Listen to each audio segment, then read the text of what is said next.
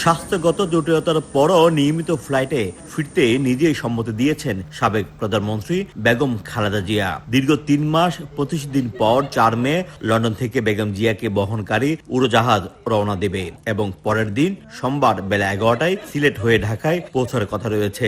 তার সঙ্গে থাকছেন দুই পুত্রবধূ ডাক্তার জোবায়দা রহমান ও সৈয়দা শামিলা রহমান। আগামী রবিবার দিন ইনশাআল্লাহ বিমান বাংলাদেশ এয়ারলাইন্সের ফ্লাইটে উনি যাবেন। আমরা আশা করছি যে ৬টা ফ্লাইট যাবে এবং উনি সিলেটে ট্রানজিট ১ ঘন্টা থাকবে এবং সিলেট থেকে ঢাকা পৌঁছাবে ১০টা ৫৫-তে।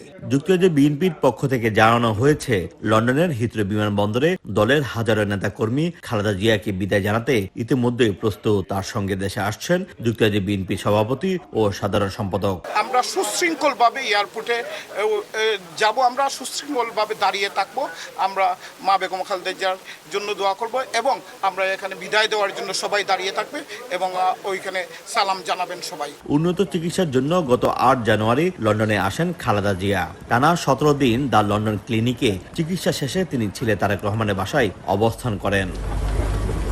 বিএনপির নেতাকর্মীরা ধারণা করেছিলেন মায়ের সাথে দেশে ফিরবেন তারেক রহমান। তবে রাজনৈতিক নানা সমীকরণের বিবেচনায় এখনই ফিরছেন না তিনি।